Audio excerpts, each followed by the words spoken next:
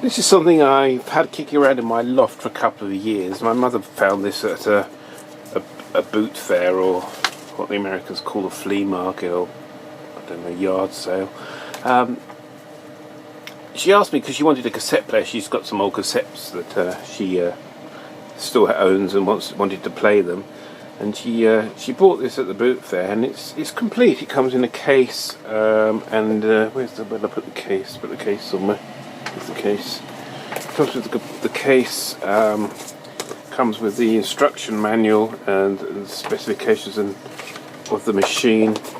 It also comes with a little condenser microphone, and it's in really nice condition. And I said to her, this was about 4 or 5 years ago, before I had the workshop, and I said, well, I'll have a look at it sometime, hoping she'd forget about it, because I didn't really have the inclination or time at the time to do it.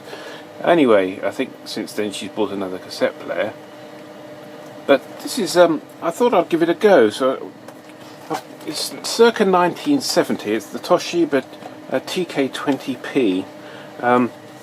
Very early cassette player. But really nice, real retro style. The only strange thing about it is it doesn't sit flat on the bench. It's almost like it's distorted.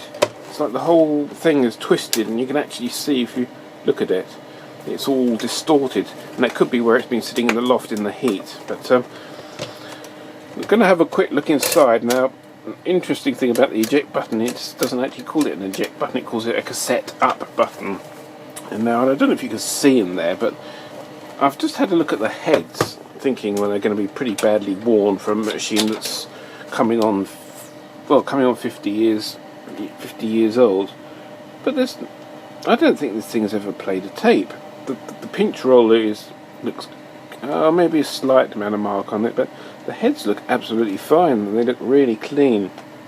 So, well, unworn. They look a bit dirty, but they're certainly not worn out.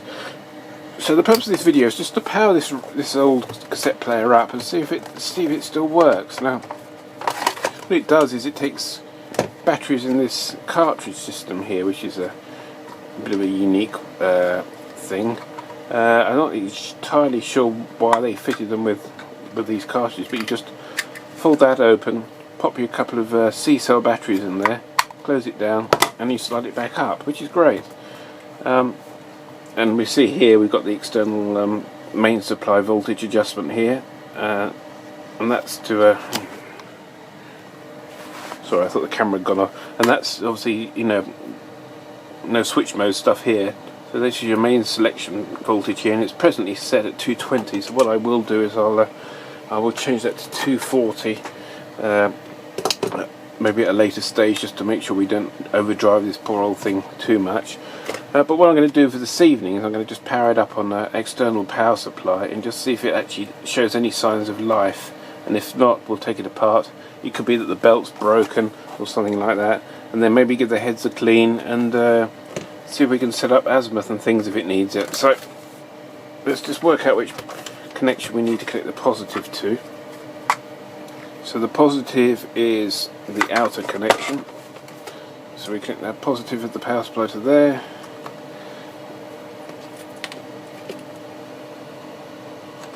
Negative to there.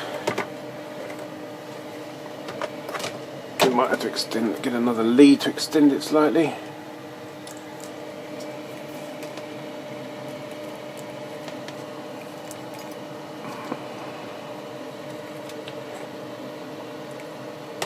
Okay, so let's put a tape in and see what happens.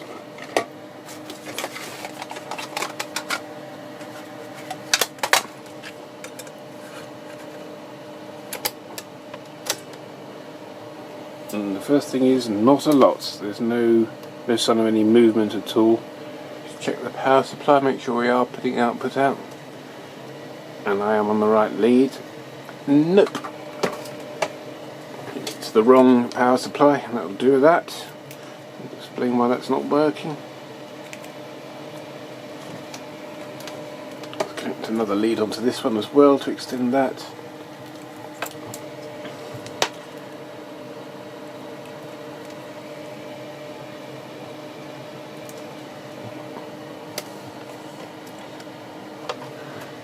We're in current limit on the power supply, so we're just going to double check our polarity again.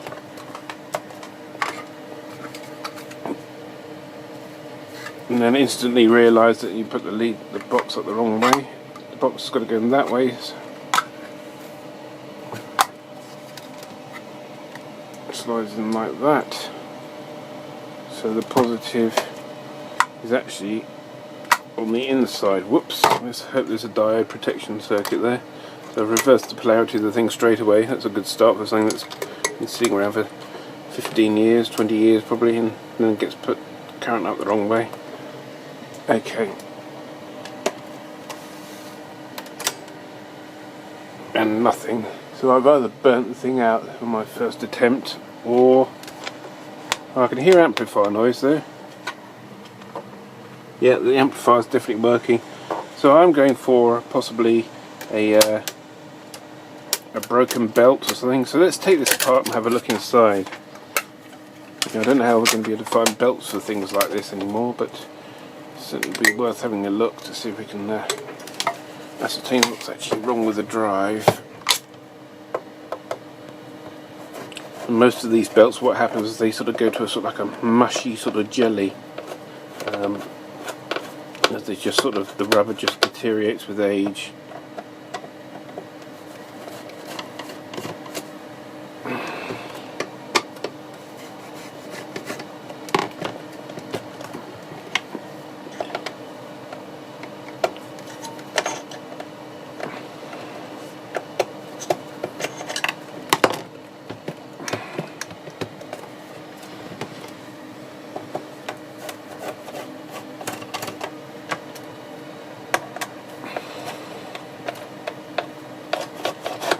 I think this has been state of the art. This would be like the modern MP3 player of its time. Well, here we go. Here's the belt, and clearly it's well past its best. So I think the next thing to do is try and see if I can find a belt. See what happens to these belts. I'll just demonstrate how unflexible they are. You see the length of that? Watch what happens if you stretch it. Oh, it doesn't return. It's gone like a piece of. You see how unelasticated that is. So the first thing we'll need to do is we'll need to find a belt, and I'll see if I can find some belts. I did have some belts kicking around somewhere. I can't remember where they were, but I'm pretty sure the amplifier is absolutely fine. Or I can certainly hear hiss from the output. So I'll see if I can track down a belt. If I can find a belt, we'll move on and